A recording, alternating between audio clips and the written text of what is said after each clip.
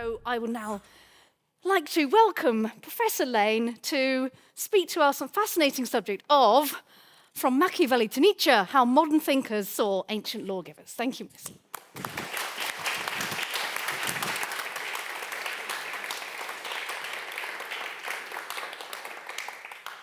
Thank you for being here this evening, both in the room and online.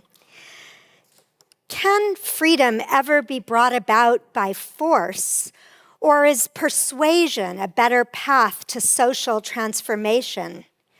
How can new political orders be instituted and maintained? And is the answer different depending on whether they seek one-person domination or civic liberty? And on the spectrum of persuasion and force, where should we place the institution of new religions, which have transformed societies from ancient Israel, India, and Iran to the founding of Christianity and the Reformation and beyond? These questions have preoccupied philosophers for centuries. They present paradoxes that cannot be easily resolved, and they raise ethical and political challenges that are difficult to confront. And for the three great political philosophers who are my subjects tonight, the questions were encapsulated in the figures of ancient lawgivers as potential models for future political and cultural change. So tonight's three thinkers are Niccolò Machiavelli, writing in Italian in the early 16th century, Jean-Jacques Rousseau, writing in French in the mid-18th century, and Friedrich Nietzsche, writing in German in the late 19th century. All three of them grappled with what I called in the first lecture of this series. My lectures this year have all been on the topic of lawgivers in political imaginations, and I referred to the janus-faced figure of the lawgiver. Janus is a Roman god who faces in both directions. And in this case, the lawgivers face both to reshape society profoundly and then to stabilize it in its new form. So all three of tonight's thinkers, whom we just met, sought to expand the tools for lawgiving that I've talked about in earlier lectures. So I've talked about written laws and about unwritten customs, and tonight we'll see an expanded toolkit, including the role of religion and the place of violent force. And all three of tonight's thinkers elevated Moses, who I discussed in my last lecture, to the ranks of one of the greatest lawgivers of antiquity. In fact, they read Moses in very different ways. So Machiavelli read him as an armed prophet who established a new polity by using violence. Rousseau read him as a model of legislative transformation through persuasion alone, while Nietzsche's complex rhetoric combined appeals to spiritual force with at least images of physical violence. So each of these readings confronts us with a paradox that cannot be easily resolved. And so these are the three themes of tonight's lecture.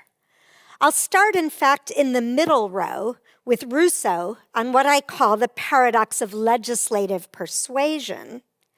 Then I'll move backward to Machiavelli on the paradox of force and freedom. And then we'll conclude with Nietzsche on the paradox of persuasive force. Is that spiritual, material, or somehow both? So let me start by introducing Jean-Jacques Rousseau.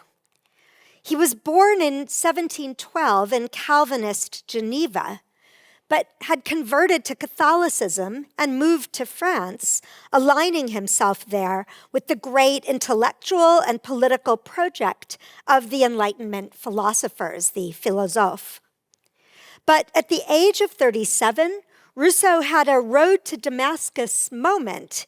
He was actually on the road to the city of Vincennes, in which he came to see the commerce and civilization of France and other enlightened countries as morally corrupt and unjust. He contrasted them in that moment of insight with the strict patriotic virtues that had animated the Genevan Republic at its best, and even more so, the ancient republics of the Spartans, the Romans, and the Israelites. And in Rousseau's eyes, each of those ancient republics owed its political legitimacy, its moral virtue, and its longevity to an individual lawgiver. And he would come to elevate the Spartan Lycurgus and the Roman Numa alongside the Jewish Moses as the three principal lawgivers among the ancients who deserve particular attention. And in fact, he claimed that at least on the grounds of longevity, Moses was the greatest of them because of how long his laws had lasted. So as Rousseau wrote, the laws of Solon, of Numa, of Lycurgus are dead. Those of Moses, far more ancient, are still alive. Now, it was with those models in mind that Rousseau's political thinking centered on this quest. How does one make politics legitimate in the way that these ancient republics had been? Indeed, how, if at all, could modern polities be made legitimate? Would that be possible anywhere in Europe? And we'll see at the end of my discussion of Rousseau one of his answers. He held out no hope that this could be done in France, where he would die in 1778, just about a decade before the outbreak of the French Revolution. Now, Rousseau argued that the consent of the people was what was necessary, always and everywhere, to make laws legitimate. And he called that the general will.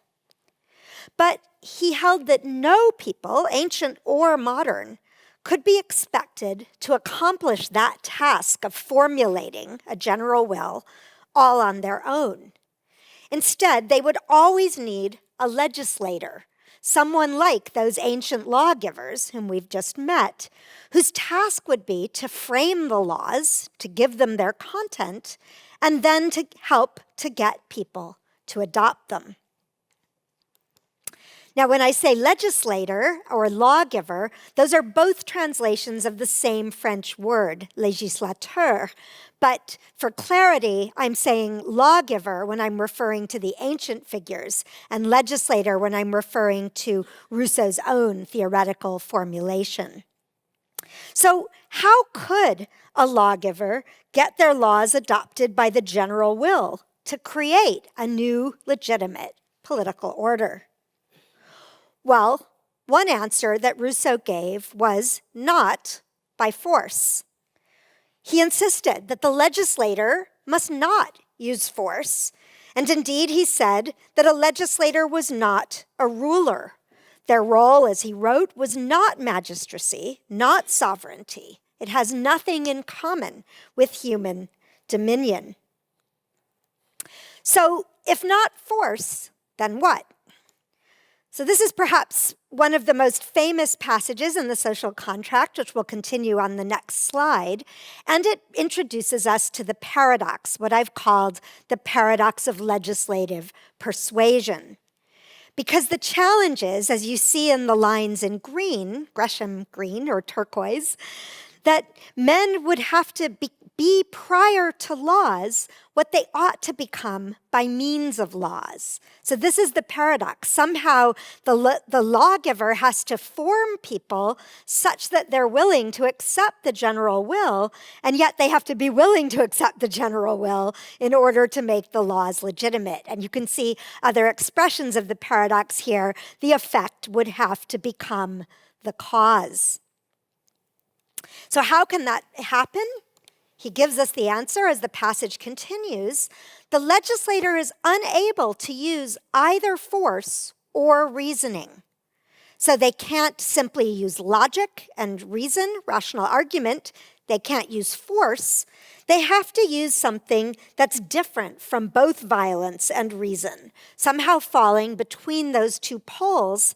And in Rousseau's phrase here, this famous phrase, the legislator must persuade without convincing. So convincing there refers to a form of rational argument, but the legislator's task instead is to persuade. Now, what does this mean? Well, we can see a clue in the recurrence of that very phrase in a later work called The Essay on the Origin of Languages, where Rousseau remarked that the earliest human languages, as they evolved, were able to persuade without convincing, and they did that through engaging the passions, the senses, and the emotions, through using pictures and images, and even musicality in order to persuade. So that tells us that what the lawgivers must do is persuade by appealing to the passions. It's not enough to speak to reason. You have to involve the whole person in the general will. And we can find a further clue as to how this happened by considering how Rousseau explained the success of those ancient lawgivers. Because again, remember, he thought that Moses, Lycurgus, and Numa had in fact succeeded in these tasks. So how did they do this? Well, what we'll see is that Rousseau commented that in each case, they effected persuasion by instituting new ceremonies, new rites, new games, both civic and religious. So this is an image of the training ground in ancient Sparta, for example, where the Spartan youth would exercise. And this is where, and training grounds like this could be created a new way of life which could persuade without convincing by becoming incorporated in citizens' identities, in their habits, their customs, their ways of life. Now, in fact, in my lecture in February, I pointed out that this approach was especially in the minds of many scholars associated with Sparta and with Lycurgus in instituting unwritten customs that could have this effect. And Rousseau emphasized that point as well. So he wrote of Lycurgus, the Spartan lawgiver, that Lycurgus wanted to write only in the hearts of the Spartans. And how did he do that? Through, as you see in the Gresham green at the bottom of the slide, through their laws, their games, their loves, their festivities. Through all of that, Lycurgus was able to cultivate an ardent love of the fatherland in the hearts of the Spartans, which yielded a general will.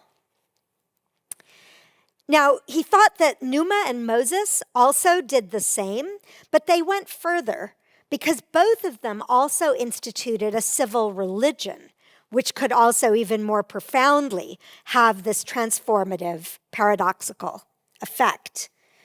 And in both cases, as we'll see, the new religion was not a matter of mere beliefs, but again, it involved rites, ceremonies, festivities, which could have a similar effect to what transpired on that ancient Spartan training ground, perhaps even more profound.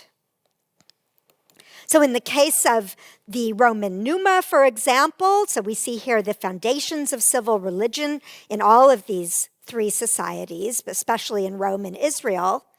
And in the case of Numa, Rousseau thought that although he was only the third king of ancient Rome, he was the true founder because he was the one who established the rites of their religion and therefore acted in transforming them into citizens. Now you can see that there's a slightly derogatory reference there to their apparently frivolous and superstitious rites. And this is, of course, a value judgment from Rousseau's, or perhaps his expected readers' modern Christian perspective. But in fact, while that sounds negative about Numa, Rousseau saw the ancient pagan religions overall as having been much better suited to fostering the civic virtues than Christianity had generally proven to be. So Christianity taught people to care more about their immortal souls than their mortal cities. But the ancient Roman religion had fostered rituals and ceremonies that bonded people to one another and thus enabled them to form a general will. Now, the key here, though, as we turn to Moses, is that ancient Israel, in Rousseau's view, belonged alongside ancient paganism in that latter row, the bottom row of this slide. In other words, ancient Israel, like ancient paganism, had this effect of forming a civil religion. So what we say about Moses, Rousseau says about Moses a very similar thing to what we saw him say about ancient Roman religion, that he gave the Jewish people morals and practices incompatible with those of other nations. He overburdened it, this is the people, with distinctive rites and ceremonies. And by doing that, he also formed the Israelites into a distinctive people. So the bonds of fraternity form Israel and keep it from blending with its neighbors. And these institutions form distinctive practices which are able to keep the citizens assembled. So here we see this is a summary of all three lawgivers in their work in forging these common bonds that could create the general will. So all of this had to take place through persuasion. But when we call it persuasion, it's not mere speeches or words or rhetoric. It's rather inculcated more subliminally through the customs and habits and practices that collectively come about to constitute a new identity. So the paradox of persuasion for Rousseau is that the lawgiver cannot rightfully use force or violence, yet they can transform the identity of the citizens even more profoundly than any violent rupture could ever do. To conclude our discussion of Rousseau, then, we may ask, did he see any of this as a possible model for his own time? So he asserted this in a letter about Geneva. He wrote, I presented the festivals of Sparta, that's another term for Sparta, as a model for those that I should like to see among us, that is, Genevan citizens at this point. His citizenship had been restored. And he wrote, let us consider what can be done on the basis of what has been done. So the ancient lawgivers give us a clue to what might be possible in one's own day. But that did not mean that those ancient models could be adopted anywhere and everywhere. Only communities whose customs had not been too permanently corrupted could potentially succeed. Perhaps Geneva could be appropriately reformed. Perhaps he thought Poland, which at the time was a less developed country than other parts of Europe. And finally, perhaps Corsica, which was an island that had been recently freed from French domination and for which Rousseau would in fact sketch out a plan of legislation. So he wrote, in Europe, there is still one country capable of legislation. It is the island of Corsica.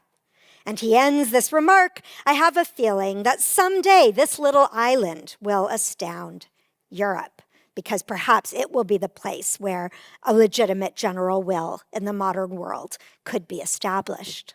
Now that paradox of Corsica potentially astounding Europe is one that Rousseau's admired and much studied precursor, Niccolo Machiavelli, would also have relished. And so now I want to sum up Rousseau and turn to Machiavelli, turn backwards several centuries to the 16th century. So we've just seen that Rousseau saw the figure of the legislator as having to deploy persuasion alone in order to allow the people to be free. The people could only be free if they expressed the general will and themselves enacted the laws and so formed a free republic. So here a republic is a law-governed society of patriotically minded political equals who are free as opposed to being dominated by a tyrant, or even, for the most stringent republicans, ruled by a king or queen. Now this brings me then to Machiavelli, who would also reflect on the possibilities of republics, but would argue that sometimes force, violent force, would be necessary to found them. And this brings us to Machiavelli on the paradox of force and freedom, violence perhaps being necessary to found a republic or to save it. Now Machiavelli anticipated and shared Rousseau's celebration of republics as uniquely free polities. And so he shared that admiration for Moses, Lycurgus, and Numa. Isaiah Berlin would say that of Machiavelli that his heroes were Moses, Numa, Lycurgus, exactly the same list. And just as Rousseau would grow up in Republican Geneva, Machiavelli spent a key part of his life in Republican Florence.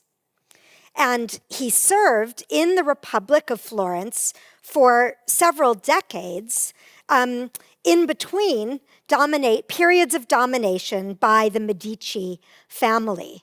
And you can see in the bottom row that after he had been serving the Republic led by Piero Soderini, when the Medici returned to power, Machiavelli was dismissed, tortured, and exiled. He was dismissed from his role as a secretary of the Republic. And so the Medici came to rule as what Machiavelli called princes. They dominated Florence for the sake of their own power and reputation, rather than ruling for the sake of the common good and freedom, as the Republic had done. Now, it's in that context that Machiavelli explored this paradox. And actually, there are two different aspects to the paradox, which we can see as we look at his two major works. So one is the question of how to understand his book, The Prince, which circulated in manuscript in 1513, so just a year after the Medici came back into power. And he dedicated The Prince to a member of the Medici family, which is a paradox in itself, given his own previous service to the Republic. Now, in a later work, Discourses on Livy's History of Rome, we see that he discussed republics alongside principalities, and it's clear there that he celebrated republics as the path to political freedom. But then we have to confront the problem that the freedom of a republic might sometimes have to be established or saved through violence. So let's see how that worked, and we'll begin with The Prince. So there we find Machiavelli interested in lawgivers who founded a city and its new orders through what he called their virtù. And virtù is the Italian word that Machiavelli used to span the gamut between the Latin virtus, which had been used by Cicero and others and meant all the traditional moral virtues, and what scholars have called the more modern idea of virtuosity or skill. So we have to hear also in virtù a sense of masculine. It is masculine virility.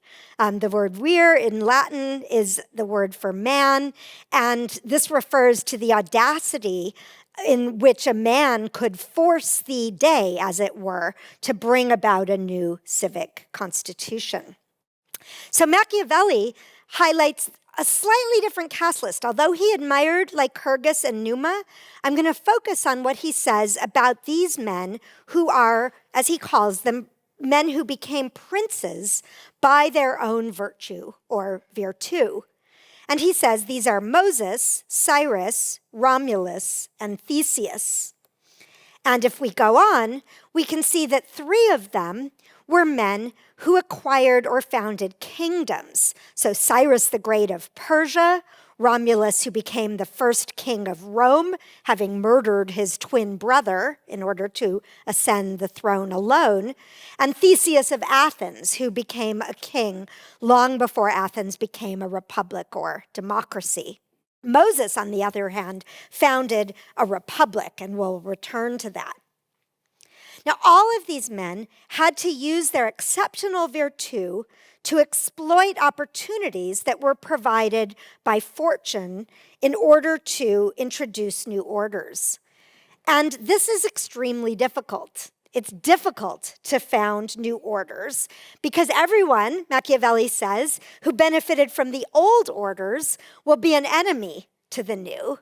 But the potential partisans of the new orders have not yet emerged. So this is another version of that paradox of founding. We need to already appeal to the adherents of the new order before it's ever been introduced. So this is why it's difficult to found new orders, as I've just explained. And if we continue, we can see, this is the lukewarmness of the adversaries, and continuing, we can see that this then, in Machiavelli's view, required force. So here's the crucial sentence for the paradox of force and freedom. Moses, Cyrus, Theseus, and Romulus would not have been able to make their peoples observe their constitutions for long if they had been unarmed. And notice that in each one of these pictures, there is, in fact, a weapon. Each one of these figures was deploying violence in order to come to power. Now, this is a contrast in the case of Moses. Remember, I said that for Rousseau, Moses would be someone who used persuasion alone. He introduced new ceremonies and religion. But for Machiavelli, Moses too had been an armed prophet. He was not unarmed. And indeed, he drew a comparison to Savonarola, who had held sway in Florence just a few years before the Medici returned. And he noted that Savonarola was ruined in his new orders because he had no mode for holding firm those who had believed, nor for making unbelievers believe. So that was the consequence of Savonarola being an unarmed prophet. Now, this was especially difficult then in the case of Moses, and that's in bold there because now we're going to look at Moses founding a republic through, in Machiavelli's eyes, the use of violence. Now, let me say a bit more about how one forms a republic and what a republic is in order to see how this works. So again, a republic has to enjoy collective freedom and wants to be free from unlawful violence. And so the purpose even of a violent founder is the common good. So there's a kind of paradox here. You might have a violent single founder, but their role is to establish the common good. And moreover, if we go on, Machiavelli argued that once a republic has been founded, for the most part, you can rely on the many, the people, to care for it. So you shouldn't always need to use violence to protect a republic. So in the second paragraph, he says, the many won't be able to found it because they don't all know what's good. That's what the lawgiver has to do.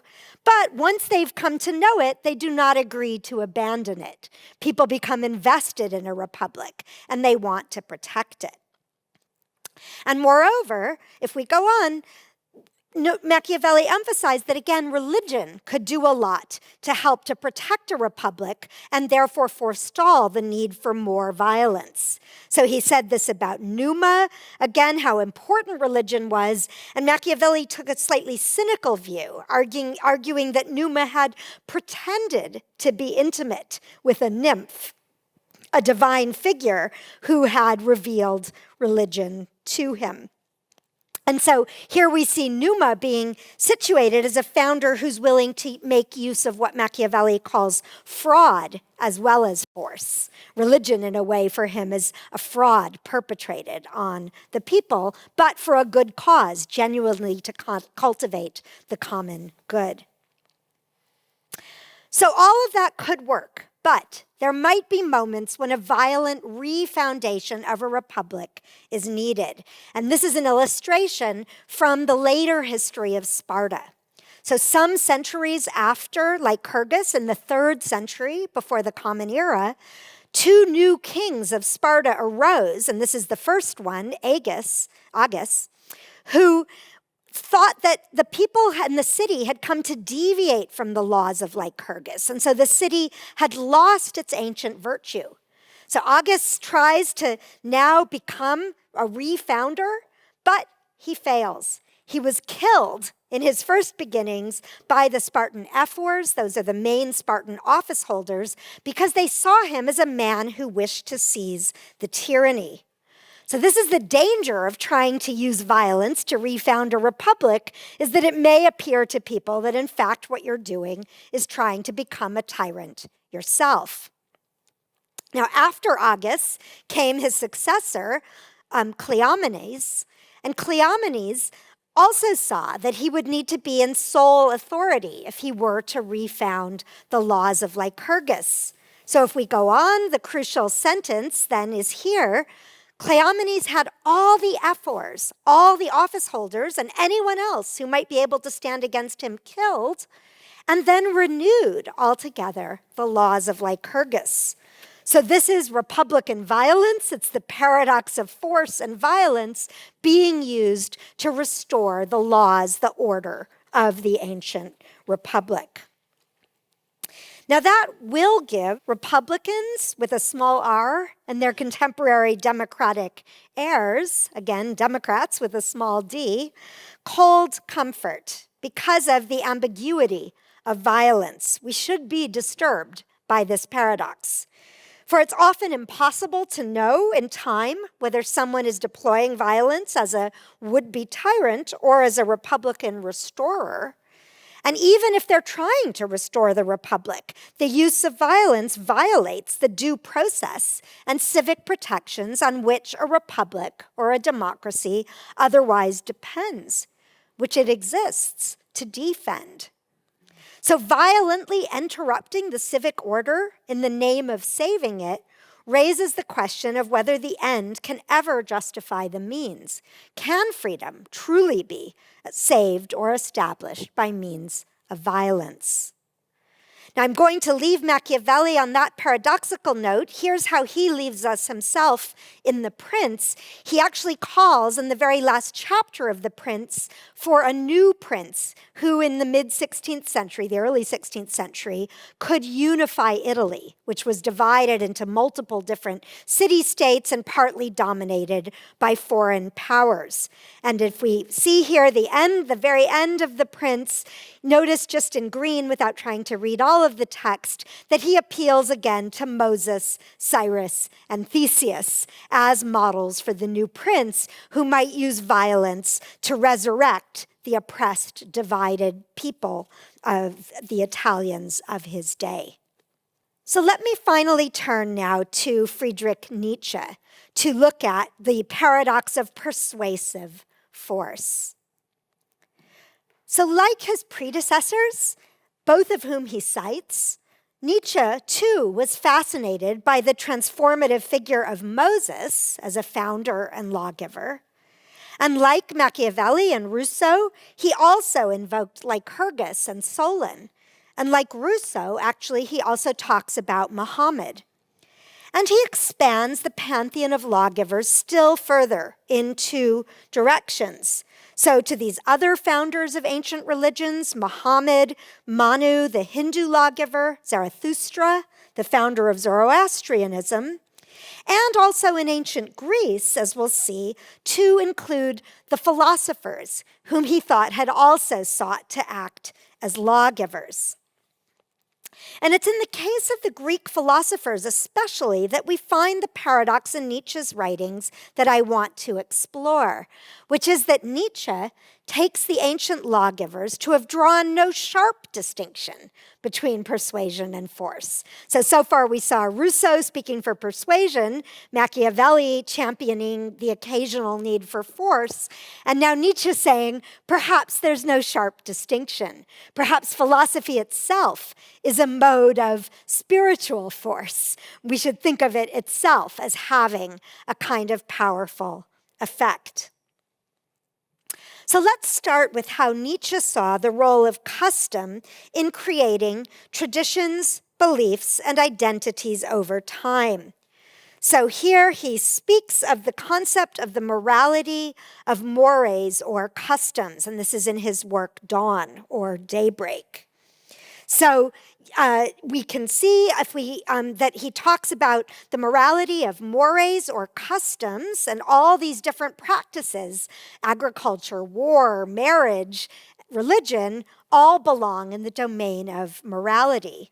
And if we go on, everything was originally a matter of custom.